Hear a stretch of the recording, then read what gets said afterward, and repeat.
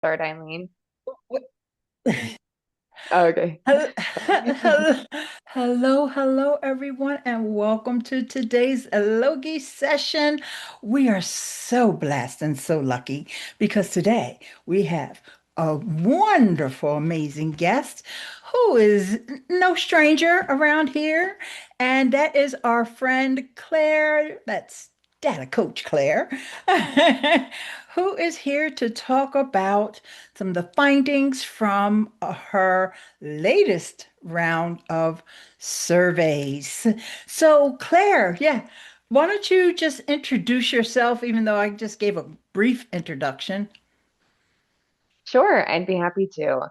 So fun to get to be here today. I'm usually not available on Fridays to make these calls, but I like shifted stuff around so that I could make it today Thank just you. to get to be with you guys. I have been in the Amazon Influencer Program for a couple years now. Typically make about 100K a year in commissions and love using data to direct my strategies and also coaching that I do as well.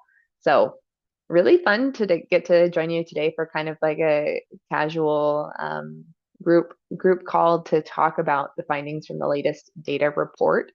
I surveyed 200 Amazon influencers and collected their responses, how much they're making, how they're making their money, which indicators uh, predict earnings or are correlated with earnings, so that we can be able to make more money in less time. So we can talk about those things today. I added a link in the description for this live call, and if this is posted anywhere, we'll add the link to if you want to get a free copy of the full data report. It's like 80 slides long. I don't think we'll get through everything, but you can get a free full copy there. Awesome, awesome.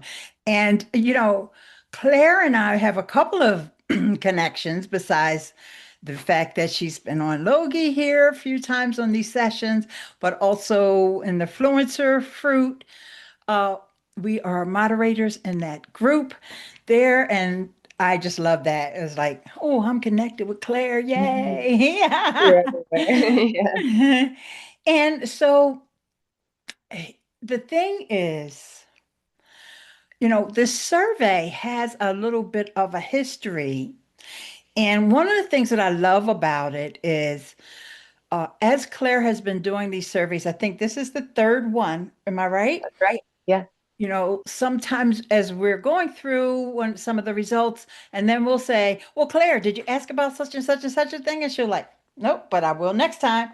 Yeah, I'll And write it then, down. like, and Yeah. then we did it again. And she's like, Yeah. nope, but I'm going to ask about that next time. So this time she asked all of y'all questions. Yes. Yeah. So if you have questions that I didn't get asked, let me know, and the next one will probably be in the late summer. Great, great. That Yeah. and so let's go back to the first one. That was over a year ago or Yes. So, yep. So I just a did the little first over a one year. December Mhm, 2024. So mhm. sounds like it was a long time ago, but it was just over a year ago. And then again, June 2025, last summer. And then this last batch was February, this last month.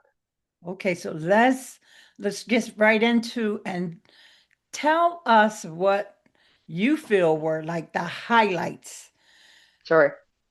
Um, there's so much juicy data in there. And so if anybody's here that's read the report, or if you get your copy and you're like skimming it, we can take questions because it would be hard to go through everything. But the gist is efficiency is still winning, product selection is still winning, using software is important, repurposing across multiple income streams is important. Um, for example, top earners only earn about 30%, 35% of their total income from on-site commissions. And the rest is creator connections, things like Logie, brand deals, they're diversified. And so we can talk about some trends that we see from people that are earning 5, 6 plus K a month.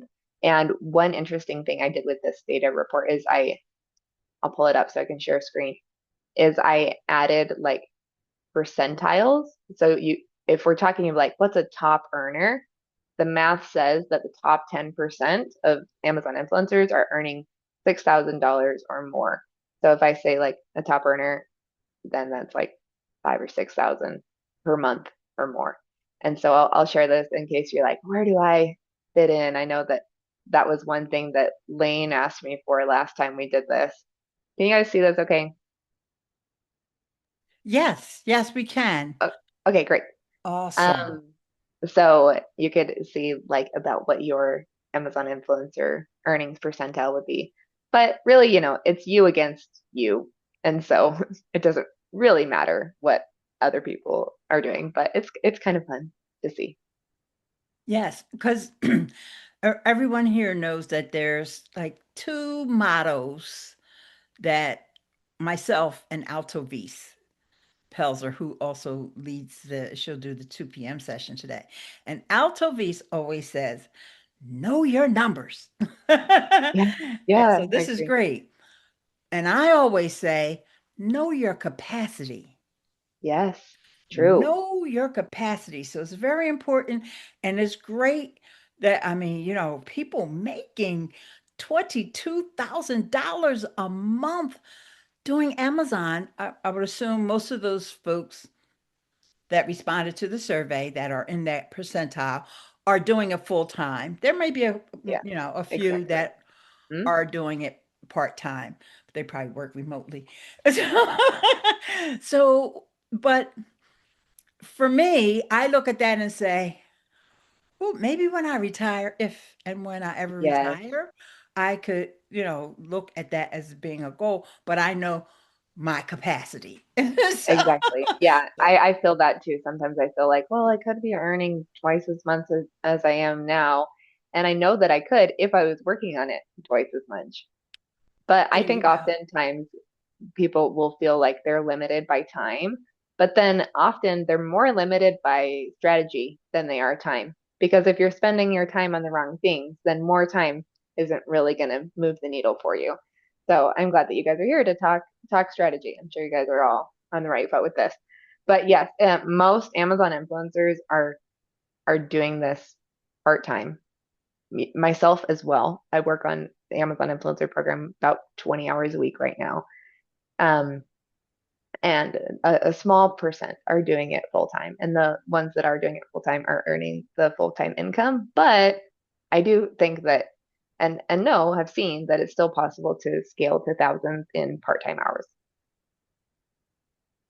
Okay, so what boggles my mind, even like trying to answer this question, all right, myself, is I think about how do I actually calculate my time? Like, Mm-hmm. am I going to calculate, all right, the time that I spent thinking about, what kind of a product I'm going to promote or a specific product? Am I'm spending my time being educated about how to do this, right? And the shipping time, no, that doesn't count, right? So I want to show the 3 days, time that yeah. it lands in your front door and you either open it up right away or you say, yeah, I know what that is. I'm gonna get back to that next week. Right, So, right, so yeah. tell us a little like about your what you were thinking in terms of the time that people spend or what you may have heard as far as feedback of, how people's workflow comes up Sure. with this time. I think in the survey question, I just said something like about how many hours per week do you work on the Amazon influencer program? And so people could have different interpretations if like they're considering, this hour Logie call as part of their work hours. But I think that the pattern is most people are doing it part time, likely have some other big thing in their life taking up their time, full-time job, kids, they just don't want to do it full time, and that's totally fine. But then I think that's why it's important that we can use those strategies to make the most in the part-time hours and not be wasting time on things that like the data says don't really matter. And I think I'll also put a little caveat on this that it would be, if you have like 10 hours a week to spend on the Amazon influencer program, it would be really easy to spend those 10 hours a week learning about the Amazon influencer program without actually making videos or doing product research or uploading anything. And so I think that though it's important to stay updated, the program is changing so often, it's important to be plugged in, but that should be a minority, maybe 10% of your work time, and that the rest should be actual productive hours. That sometimes people can kind of get in a trap of learning and not doing enough doing. Wow. And Antoine put a comment. He says 10 hours a week, try 60. Good job, Antoine. Yeah. Oh gosh, and Antoine is one of those top earners, so Good, good. And one thing you could do too is you could kind of calculate your dollar per hour, like how much you're earning per month and your out approximate hours per month, and see if you're feel satisfied with that dollar per hour, or if there's some things that you would want to tweak. yeah, because one thing that I do see a lot of uh, I should say, when I say more successful, a lot of people that are making more money than me, Yeah. and they kind of know like how many videos they did in a day, how many videos they did in a week. I have no clue. And I know I'm doing less than them, and I still don't know how many I'm doing. Sure. But so what is your cadence as far as For like how tracking many numbers or for y- uploading? well, yeah, for uploading, like how many, let's say per week or per month, whichever number is closest. Sure. I upload somewhere typically between about 100 and 300 videos per month. And so that could be like between 3 to 10 a day. That's fantastic. And so, Thanks. and Roxanne says, wow. So it's not just me. Yeah. So, like, a big part of, I think, your survey will also indicate that a lot of um, the products that people are getting to do these shoppable videos on are ones that they're getting for free, right? Because nobody's buying, like, you're not buying 300 products a month, right? No, no. I should look at it, but maybe like 50 products a month. I do a lot of strategic product buying, and I am also often making two, sometimes three videos per product. And so, and then 300 is a high month for me. That's like October and November getting ready for Q4. The last few months have been more like 100, but I've just been taking it easy, recovering from my burnout from Q4, but now I'm Okay. starting to get further into it. And I would also say that like I haven't ever set goals for myself of like I'm going to do 10 videos every single day, or I'm going to do 5 every single day. I will typically gather a bunch of products and batch film once or twice a week, and then I'll film some additional videos throughout the week as I'm interacting with the products. So, for example, the shirt that I'm wearing, I did a like unboxing video of it when I was batch filming earlier this week, and then put it in another pile to film again. And then this morning when I put it on to wear it, and I actually like it, which is awesome, then I made another video showing, okay, now I'm wearing it. Here's what I think. Now it's, styled and not just like holding it up, showing it to the camera. That reminds me, I need to take a picture of myself right now. Your shoppable photo. You got a Amazon Yes. shirt going on. So, and Antoine says, wow, I must be a slacker. But here's what I want everyone to do. Can you type in the chat if you know, like, how many videos you typically do? Like, are you doing 10 a week, 30 a month, 3 a day? Whatever number is on top of your head, can you please type in the chat and let us know? Now, Antoine just so happens to be someone who does a lot of live streaming. Awesome. So I think that, Antoine, you probably are not including that in your total.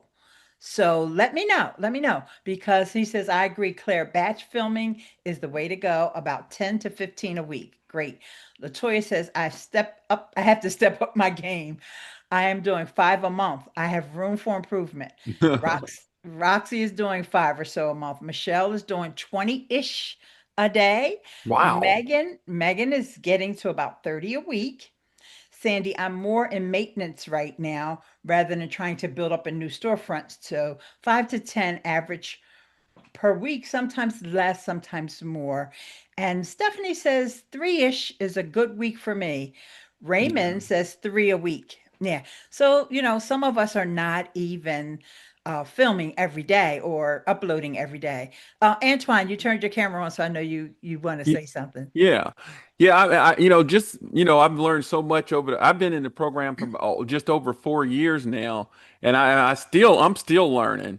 So, one of the things I've learned to do is batch filming. It was getting so complicated having stuff come in and come out. And, I got a team. My sons work with me, and they do a great job. I do a lot of work of bringing stuff in, and Logie has helped with that, where we get a lot of products coming in because you got to deal with those products coming in and getting those products out of your house so it won't appear as a warehouse.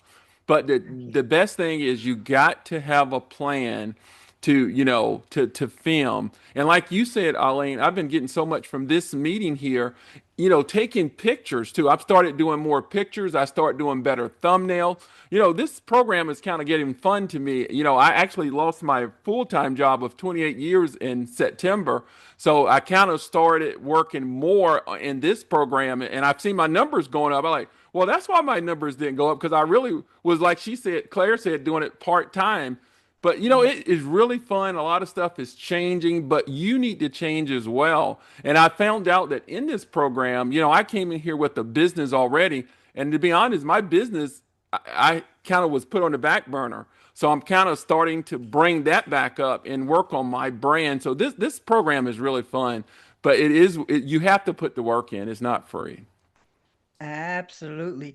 And I want to add to that. I know some of y'all might be a little behind the eight ball with as far as Antoine is concerned, because yeah, he has children. So if your children are small, like Claire has small children, yeah, it's going to take you a while for them to grow up and help you with your business. Yes. Yeah, but I, And I think that this idea though of hiring help, having help is huge. Like for example, I have a friend that I've hired that lives locally that is going to come over and help me assemble products. That's what she does regularly. So I just text her, "Hey, I've got some builds for you. You want to come, Tuesday?" And so I'm not going to be spending my 5 hours building all those new pieces of furniture, but she loves it because she's just bored while her kids are in school. And so it's the perfect setup. yeah, and that's those big ticket items. And Yes. go ahead, Antoine. Yeah, I had one other tip. Mhm. My family members, they know I'm in Amazon. Amazon knows that they're my family members, so I don't get benefits from them. But they got some great stuff in their house. I like, look, just send me the video. Don't talk, just film it, and I do voiceover.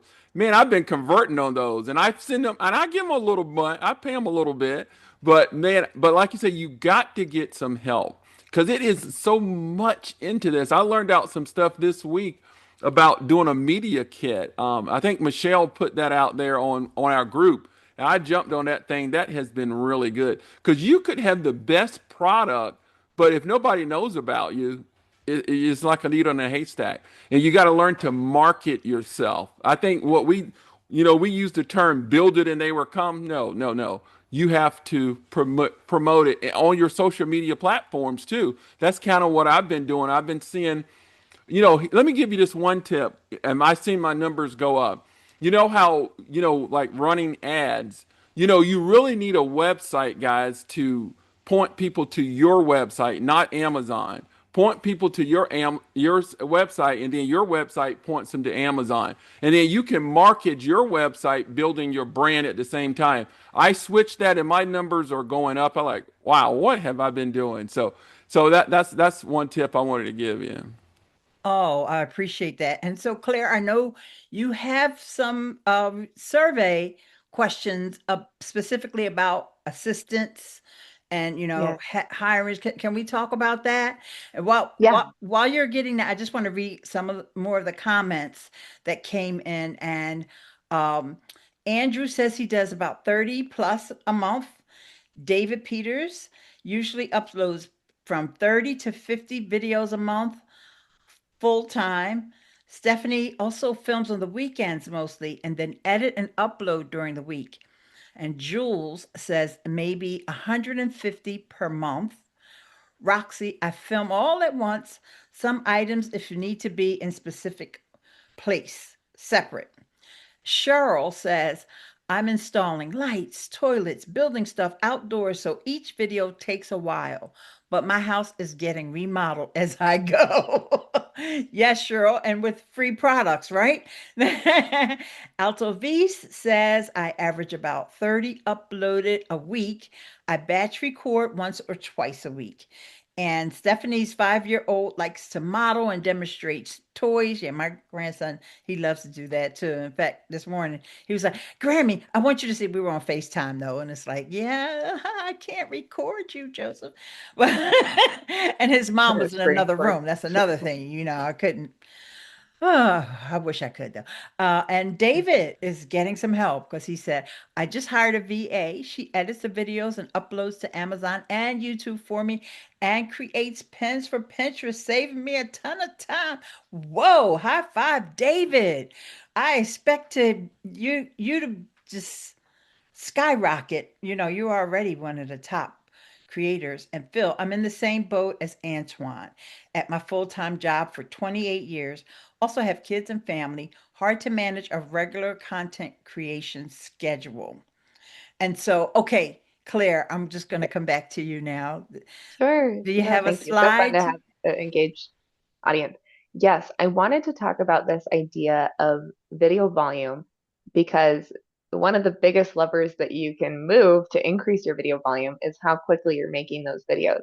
And sometimes people say like, "Oh, I want to do like a really good job on my videos and I don't want to like just make them super quick." And so I wanted to show you some data about this. So the average amount of time that somebody is spending on their shoppable videos is in here about 14 minutes. So half the people spend longer than 14 minutes, half the people are shorter than that. But what's really interesting is that the amount of time that somebody spends on each video doesn't really predict how much they're earning per month. So you can see this is pretty flat. This is pretty tight between about $1,000 average per month. So there's people that are making their videos in less than 5 minutes. There's people that are spending almost an hour on their videos. And I think that this part is really interesting. I feel like there's two good ways to succeed with the Amazon Influencer Program. One is efficient and good enough, which is my favorite method. And then one is like you are really putting the time in so that like high level production, I'm going to film, 10 blenders and compare all of them. And it's going to take me 2 hours to make this video, but it is going to be at the top of the carousel. It is the best one. And we can talk about carousel placement in a second. That one's really interesting. But I think that where people don't do as well is this kind of sad middle area that you might be spending, let's say 20, 30 minutes on each video, but that additional work time isn't leading to more money. That is a really good point. And I'm not sure that I don't know how to digest that. Like, I guess we all need to think about our workflows and the processes that we have uh, just to look at one video, right? Because I know some of us are batch filming, but if you just think about one specific video and the time that you're spending on it, and even if you look back at some of your existing videos, even though you may not know all the ones that are performing well right at this moment, but because of the changes that Amazon made. But if you just kind of try to wrap your head around, like maybe I'm spending too much time doing, whatever. And I know for me, it's always editing. Editing is always the bane of my existence as a content creator because I am so picky, and I think your data kind of indicates that I don't have to be so daggone picky. Am I right? Yeah. Yeah. Other data like on the thumbnails and analysis I've done on titles is showing that it seems like the slightly messy personal authentic videos do well on Amazon. And I want to jump to talking about this idea of like, what's a good video on Amazon? And for a while, we've been saying like, well, if let's say there's 20 videos for a product and not all of those videos can fit on the carousel, how does Amazon pick which videos? Um, and I know Ahad's had some insight into this as well, so maybe you guys have already talked about this, but a lot of people have thought, well, whichever videos convert the best, those will be on the carousel. But the data says that's not actually true. The conversion rate doesn't actually determine carousel placement, but there is another stat that does. So let me find our slide for this. The best predictor of carousel placement is actually watch time, how long your videos get watched. So if you have a 30-second video, or sorry, a 1-minute video that gets 30 seconds watched, it's 30 seconds view duration is what the stat is called on Amazon. If somebody watches 30 seconds of a 2-minute video, that's still just 30 seconds view duration. So we're not talking percentage, just like the straight second. And in the analysis I've done and the survey confirmed that the view duration, this watch time, is a 6 times better predictor of carousel placement than conversion rate is. So if you're thinking about your workflow of like, how can I make a good video? Good would be that your video is on the carousel, right? So it has the chance to convert. And you could think, is this part of my workflow helping increase watch time?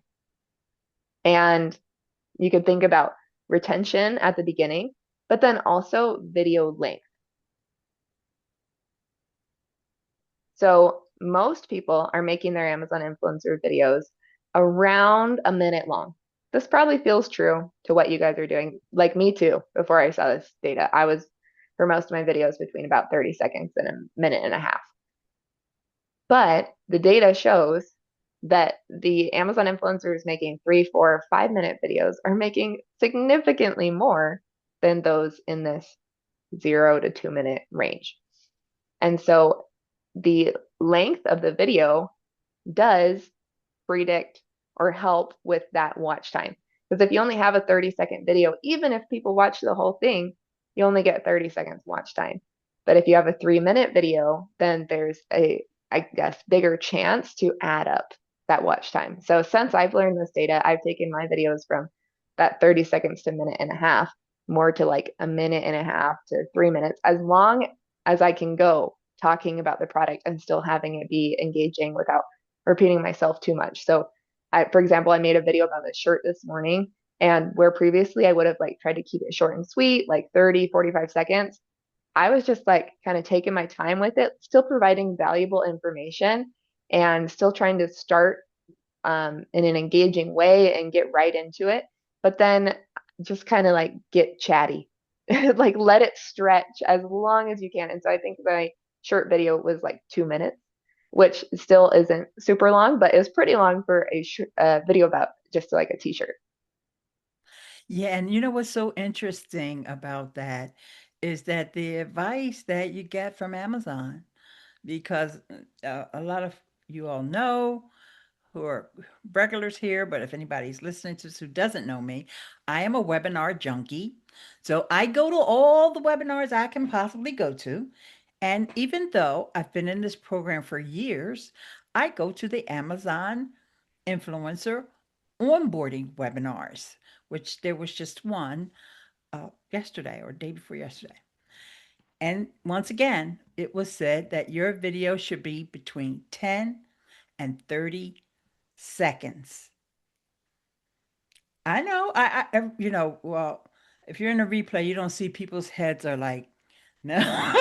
And you just saw Claire's slides. Hopefully you saw the slides that, the longer videos are more helpful, but like Claire stressed, and I just want to reinforce what she said. It's not like you're just on there like talking really slow or saying stuff that like doesn't even people don't care about. You have to keep continuously providing value. Even if you're telling a story, you're somehow integrating that into what you think someone may also want to use this product for, or the experience that they are interested in. And one of the ways you can do that is to just, like we've talked about before, but I might as well bring it up now, is to just go and see the questions that are being asked about a product. And also, when you click on that ratings and reviews, you click that on and you'll see the summary. They've got an AI summary, especially if it's a popular product, of all the ratings and reviews and all the things that people have said about the product. And so you can just tell your experience, because a lot of times people say, no, it's too tight or it's too loose. And it's like, well, of course, you're going to get a bunch of people that think it's too tight and a bunch, but you're going to tell your experience. And that's when you would say, well, I'm wearing a 2X and I think it fits very nice.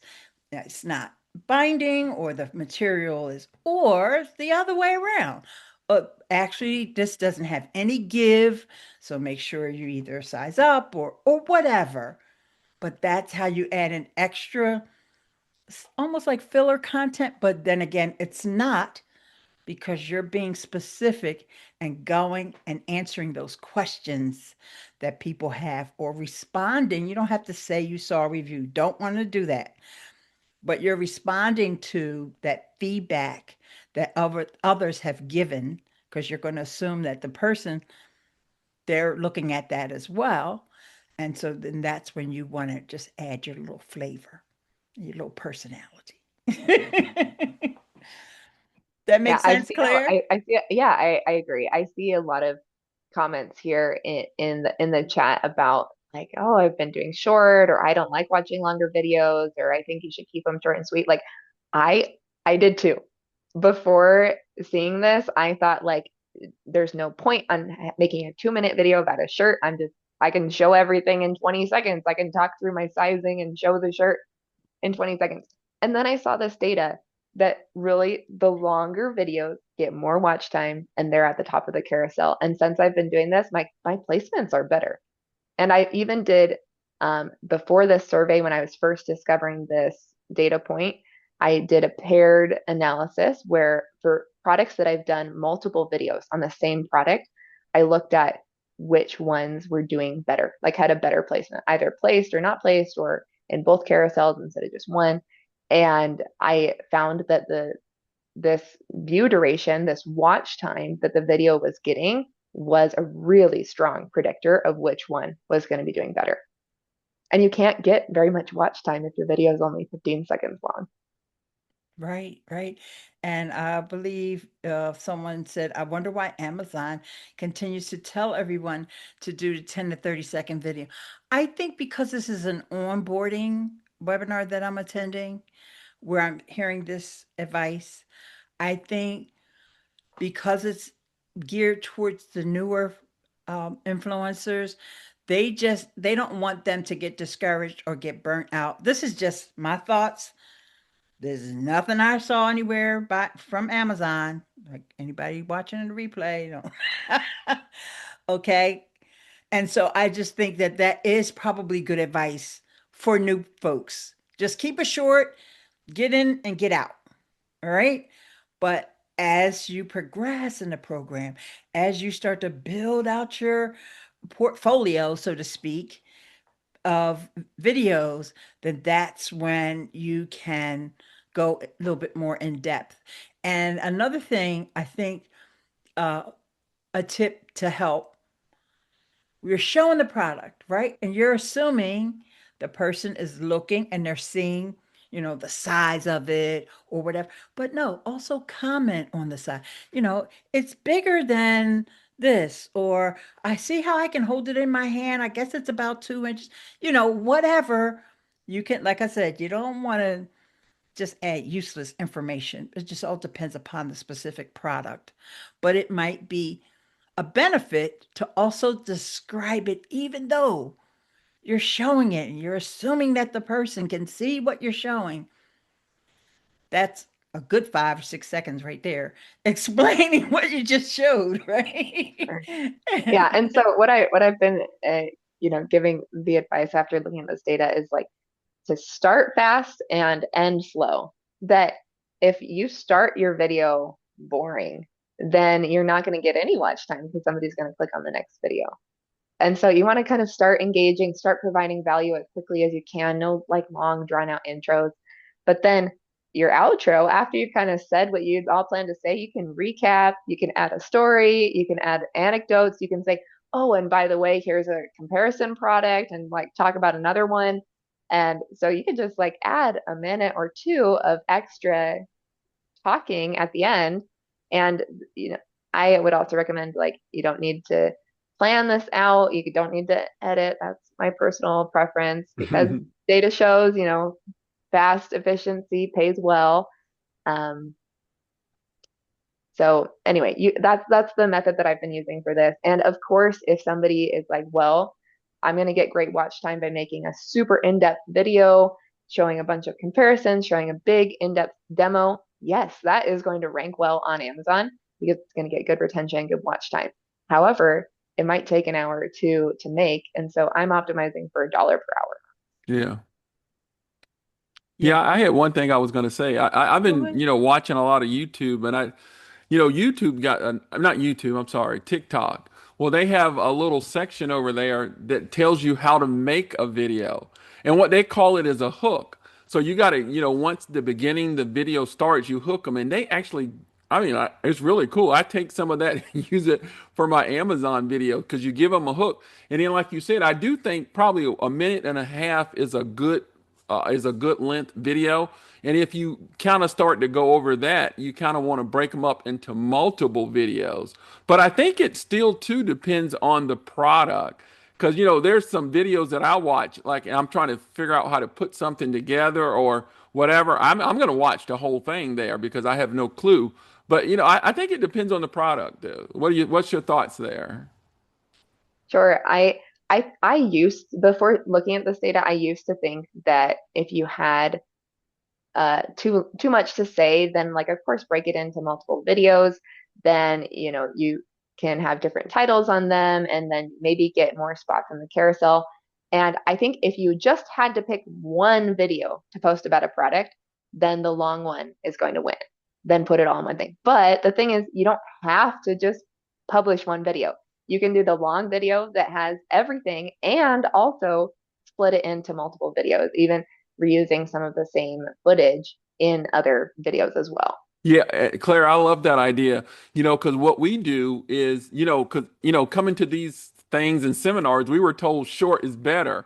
So we kind of, I like to do long videos, I'll be honest. But what we did, with Amazon shifting to offsite, we take our long form video and put it to YouTube and point back to Amazon. Mm-hmm. Awesome, awesome.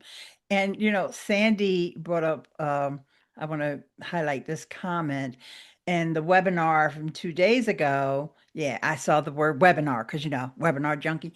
And the webinar 2 days ago. Did anyone notice that they showed a screenshot of the earnings report, but they conveniently cut off the product column on the far right of the table? Wondering if that was intentional. Absolutely. It would have to be intentional. And I'm glad they did that because if they were to show that column, remember, because I'm assuming they're just showing fake data anyway, or dummy data, so to speak.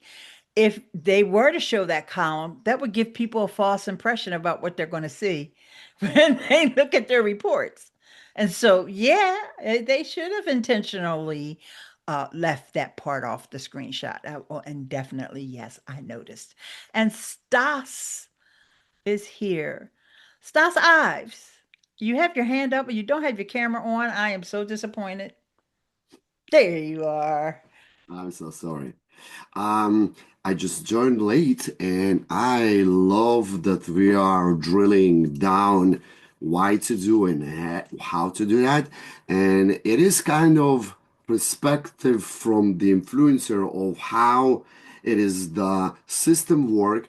It is wrong because according to that, every one of you had taken a decision. So I said it before, and I would like to repeat it again and even share from the seller world because I'm a seller itself, dealing with another side of what you are actually trying to promote. And for me, it's important. I don't know how to clarify it to everyone for you guys, but if we're gonna go, I will share a screen for a second. Maybe, I don't know, people will hear it a couple of times. They will better understand why actually the program exists. So if you're gonna look at my screen, let me know if you do see it. Yes, I see it, but Stas, you know what, real quick, can you just, for the benefit of the replay, and for those who don't know, can you tell them who you are in terms of Logie? Oh, absolutely. I am, first of all, let's start from the beginning of my journey interaction with Amazon. I'm a seller and I'm selling since 2006. So I'm a seven-figure seller that is have a good time and a bad time. But so I am inside and I joined Logi in a part that we are start to understand how we scale it. If you're gonna look over here to this graph, it is shown me from very sourceful resource that is Influencer Marketing Hub. It is showing me how influencer move the needle in the marketing world.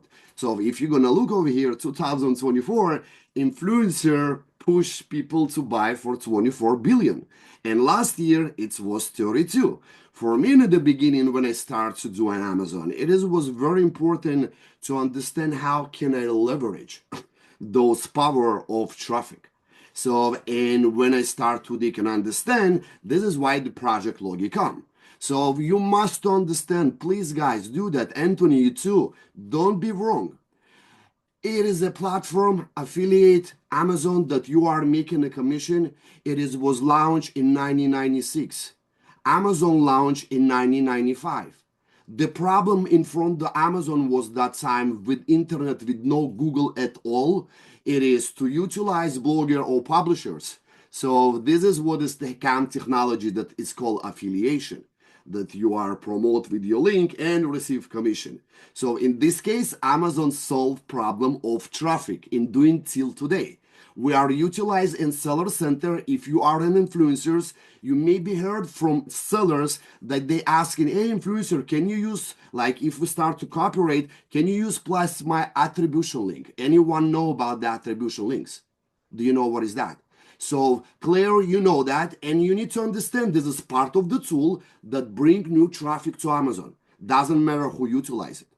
In 2017, Amazon said, I don't want somebody come to Amazon watching the product and going landing buying on TikTok or YouTube because they better describe, better as how to assemble, provide better information. So Amazon decides to create a placement, unique placements when people making a decision for only one reason, because Amazon started the program mimicking TikTok in the beginning. If you remember, it was an inspire inside Amazon that you can scroll and have your dopamine. You remember those time? It was done like in about 4 years ago, something like that. Maybe can correct me, but Amazon decided to reconstruct it, provide and give me any given moment of customer journey when they're at the moment, like if it's awareness, it's many placement, it's a consideration, it is conversion, and any given moment is want to understand what's going on with this product, so Amazon will provide your content. So we are over here to serve one purpose and only to make better conversion to Amazon. So what I'm asked from you and any of you, if you will understand it right now, and I will confirm it, look what Amazon done. Send me an email in about a couple of days ago. I will show you the seller world that to prove what I'm saying. So it is from sellers a new type of advertising. It is sponsor product prompt. Prompt. I will highlight it. Let me to explain to you what does that mean. So right now, you're talking, you provide information about the product. Algorithm learn about what you're saying, what product is. So right now, Amazon saying, hey guys, I know how people searching. Look at that. You can, as seller, make advertising on prompt. And I will suggest you over here, or in pay, or influencer create a content for you, because this is how Rufus learn. So what I can suggest for any one of you to make better impact in any product that you receive, it is not to hunt the placement on conversion placement that is in the listing itself. It is the last stop of the buyer. You can hunt in many different placements, any 30 of them. I showed previously. I don't know, like I need to repeat it again. You can see in the reply. But what I want to make sure over here, you can utilize on any given listing. For example, I will open any Amazon and I will choose any of the product. This is maybe potential customer for us gonna be soon, Rocks. So as you see over here, it is how people searching. They are searching in the way that what, like, it's the many choosing by the algorithm, how people, what the answer they want to hear. This is the way you taking it and create, first of all, content around this point. So it is solve the problem of conversion for Amazon, and your content will participate to solve this problem, and you're going to get commission. This is what I want to clarify it over here, and it is very important to understand. It is not shifting, as Anthony said, tool on offsite. It is a tool that brings traffic in, and this tool, it is convert traffic to sales. If you understand those parts, according to that, you gonna get any product and create according to formula what needs to be done to win the game. This is it for me. Thank you. Thank you so much, Stas. It's always a learning lesson with you. And thank you for your slides and sharing them with us. I guess you have shared those slides at sellers conferences. No, really, at all. All right. Well, What maybe. I'm educate both worlds. Actually, I had yesterday from Marisa. She is book a call with me, and usually I'm talking with sellers only all day with the sellers. And my last call of yesterday, was in about half an hour with influencer that she is lost. She don't know what to do. How should she react? What content she supposed to do? If she needs to use Logie at all, and it is a lot of gaps by the influencer have to structure to make more money. So you need to understand the formula why you are in current platform. Each platform work different. Amazon, it is intentionally to make better conversion. If you can help to Amazon to fulfill it, so your content will be part of it. Awesome. Awesome. Cool. Okay. I want to shift the gears a little, Claire. Somewhere in the survey, people were talking about YouTube. Or do you have a slide that includes some? Because I have some news I want to tell you guys about YouTube, but I'll wait for Claire to. Sure, I can pull that up. So I asked people which income streams they were earning from, and then asked for those that are earning offsite, which platform drives most of their earnings. And the most popular one, the one that people picked, was YouTube. And I'm trying to find our slide. There's just so many good data slides. I Hey, y'all forget know which that's one my that one favorite. is. Everybody, y'all should know. YouTube is my favorite. Yes. And have you guys already talked about the new software, Cha-Ching? No, we have not talked about cha-ching, and Alto V's may be able to bring that up in one of her sessions if she uses it. I don't use it, Yeah.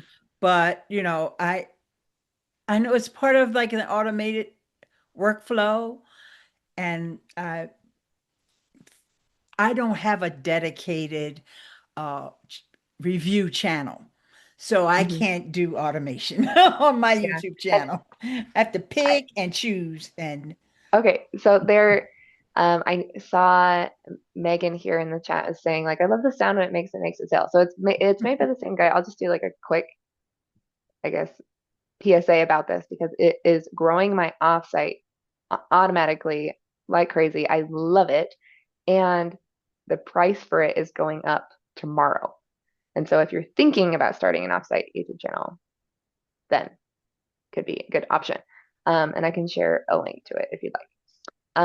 But what it does is you connect your Amazon account to your YouTube channel, and then it automatically, on a schedule, pulls your published YouTube or published Amazon storefront videos, auto publishes them, auto makes an affiliate deep link, auto does the titles and descriptions for you. And so I don't need to do anything to cross post my videos to YouTube. And it has already added hundreds of my existing content videos over to YouTube. And I'm on track to have the highest offsite month that I've ever had. That's amazing, amazing. And this is time for me to do a little screen share. Excuse me, The- can I ask what name of the tool? It's I'll called share a link to it here. Cha-ching. It's I called appreciate Cha-Ching it. Automate. There's a couple that are under this like Cha-Ching umbrella. If you have direct link, it will be great. Yeah, here Yeah, it is. yeah, go ahead.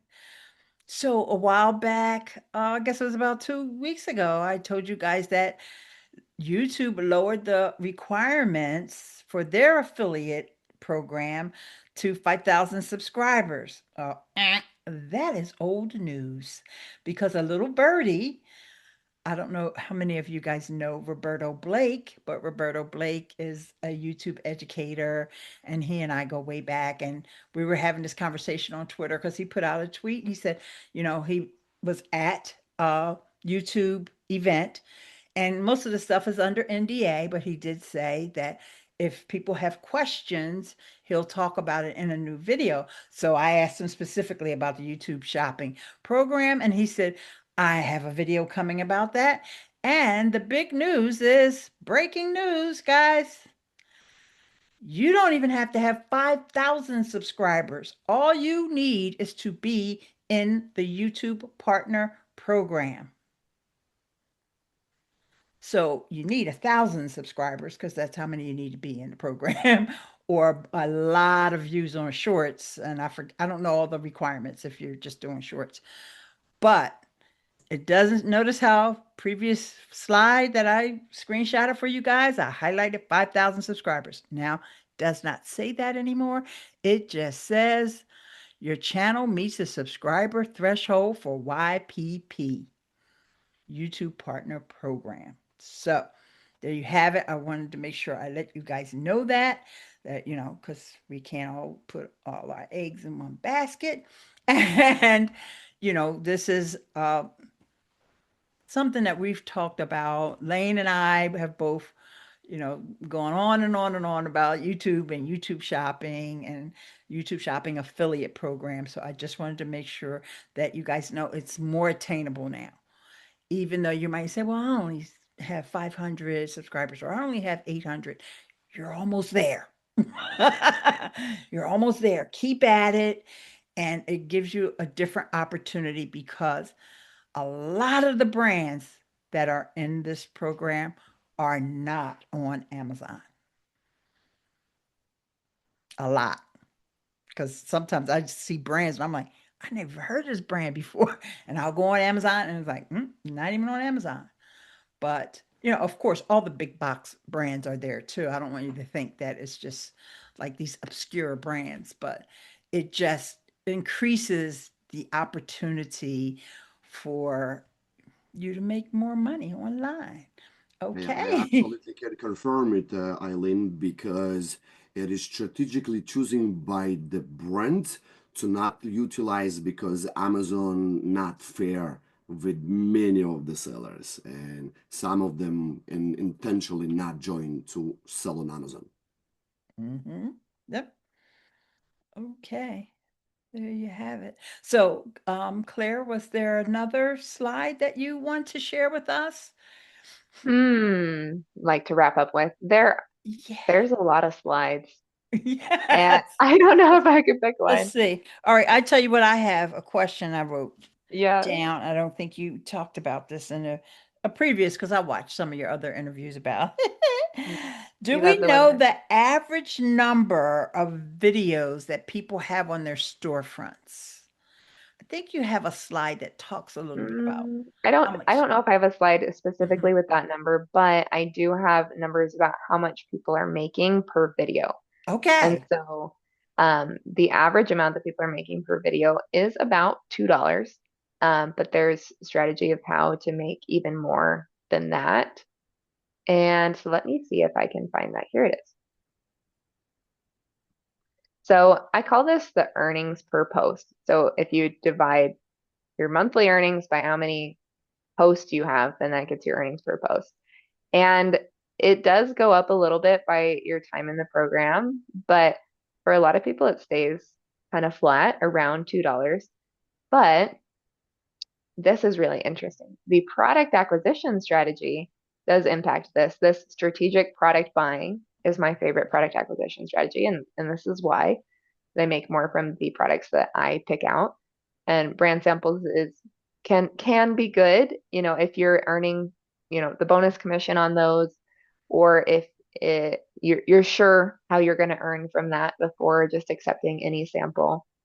So I think that earnings per post is interesting. And then we were talking about that watch time.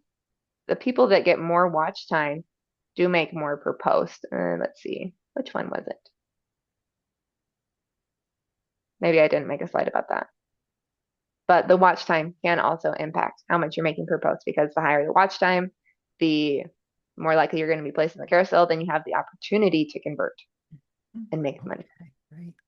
And so, were there any slides where we talked about offsite, or was this just really Yeah, I could have. focused on? There is a slide in there about that YouTube is by far the most popular way that and most lucrative way that Amazon influencers are earning offsite. I know that there's so many earnings avenues to earn from offsite, but this using YouTube as a sister income stream just Mhm. to repurpose your Amazon videos there now with this Cha-Ching automated software is so easy. Like I wasn't doing it for a while, but now I am because I just set it up once and it's literally running without me clicking anything else. Yeah, go ahead and put your link for Cha-Ching in the chat because I see people are Yeah. interested. I see some questions So let coming in about it. Yeah, so let me ask you a quick question. So when you upload to Amazon, you say it'll automatically upload to YouTube and tag it with your affiliate and all of that? Oh Yes. my, I gotta have I know, that. right? And right now I it's like gotta have $10 a that. month. If you wanted until tomorrow, it's going up to $15 a Yeah, month. I So got your link. I'll sign up yeah. under your link. Thank you. Sandy says, but YouTube allows you to batch upload 15 videos at once. You would then go in and add title description tags, just like you would have with Cha-Ching. No? So you can set a template for the title and a template for the description with your link, affiliate disclaimer, and then I have it pull in the full product title for like SEO. And I know some other people that are really big into their YouTube channel want to be a lot more particular about how that's all set up. And so if that isn't, if that's what you want to do, this might not be the best fit to just have it be up and good enough. But I'm like, if it's automated, I don't have to touch anything. That sounds perfect to me. And I don't care if it's any better than that. Well, Angela, hey Angela, asked a question. Should I start a new YouTube channel? I currently upload to my blog channel. Now, I'll just tell you my experience, which is what I always tell y'all to do, right? I've been building my channel since 2009 based on tutorials and teaching people how to use software and, live streaming, podcasting, all that stuff. To me, I would be totally wrong to all of a sudden, all I do is just post shoppable videos. It's okay to post some shoppable videos, don't get me wrong. And that's why I need to do it manually. Because if I'm talking about some gear that content creators can use, that's perfectly okay. But I don't need to post this shirt on my YouTube channel because it ain't right. Even though I got it from Sam's Club, and I am a Sam's Club partner, but that's a long story. It's complicated. But I think that the dedicated review channels probably do better. And Claire, there's your question for the next survey. Do people have a dedicated review channel or are they just uploading to their existing channel? Yeah, I would say probably best practice to make a review specific channel. But with these type of review videos, unless the channel's pretty niche, you're mostly looking for search traffic for people interested in that product and looking it up. So it doesn't really matter too much what channel that's on. You could just consider if you have existing subscribers to your channel, what they might think about that. But also with this tool, with Chiching, there's a way to have it split by which category the product is in. So if you're like, I just want to upload my tech videos to this one channel and upload everything else to a different channel, it can do that. You can link multiple YouTube channels. That's awesome. That's awesome. So great. And you have okay. Um, I lost Michelle's comment, something about, oh, have a default upload, including a disclaimer. I don't think that was a question, that was a statement. And then, but that is not shown, said on the video, and that is what the FTC has stated needs to be done. Okay. Sorry I didn't catch all of your comments on that, Cheryl, but that's maybe a topic for our future session. And we are at the top of the hour. And I just want you all to know that I value all your feedback. If I missed any of your comments, that's only because y'all know this is the action-packed session today. And we really wanted to make sure that Claire got an opportunity to talk about, the nitty-gritties of the survey. And she's actually offering it to y'all for free. Okay? So go ahead and get it and go through it yourself. If you have more questions, you can ask. You can post them in the Logie group, and I'll, make sure that Claire sees them. Or I guess you could reach out to Claire via email. Oh, and by the way, Claire has an amazing newsletter. Okay. You know what? I have that link on my thing because I did not think that you were going to mention it, but I wanted to mention it because it's one of my favorite creator newsletters. Okay, so Thank you. you're welcome. So I'm going to put that link in the chat. And then that way, if you have questions for Claire after you sign up to her newsletter, there you go. You can respond to any of her Yes, emails. So there you go. All right. Well, we both posted the link there. So perfect. for those who are watching in the replay, you are going to go to STAN dot store slash data coach Claire. All one word. And you see how to spell her name, which is Clair. There you go. You guys, and Phil is telling us to have a happy spring. I guess that means spring is coming. Oh, is it tomorrow? Yay! I can't wait. I just wish the weather would understand and cooperate with that. And Like 105 here in Arizona today. oh my gosh. Well, here in Philly, we're still we're in the 50s. So that's actually warm. Uh-huh. But we have a 2 o'clock session with Alto V's from Alto V's Unmuted. So I want to make sure that you all know to come back because all these other questions, as well as some Logie information, is going to be shared at 2 p.m. So I'll just read this one question because I see Sandy made it so easy for me to see this. Claire, question for Claire. What are you doing now that Amazon deprecated product ordering details? Hard to do real product research without that daily to determine what products to double down on, to make more videos, or to purchase for filming. Can It you seems answer to that me that, quickly? sure, I still think strategic product research is the way to go. And you can still have full visibility into the creator connections earnings data that's updating by each order. There's ways to export this data I have an earnings dashboard tool that I'm updating. Also, with the on-site earnings, I believe if you back it up to show like a month at a time, it will still show you some.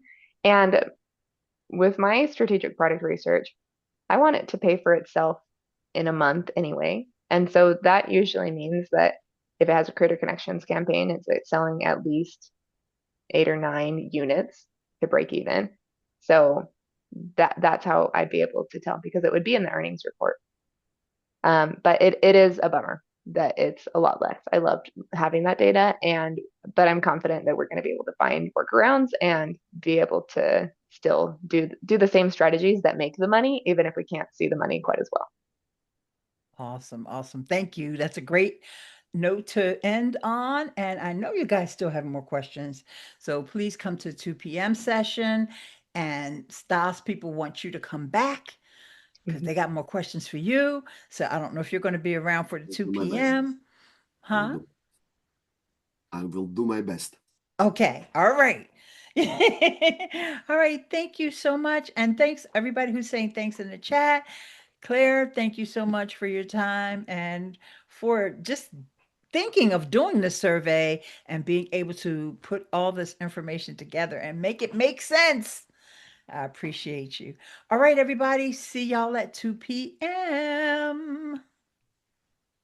Bye, y'all. Sorry I was so quiet this time.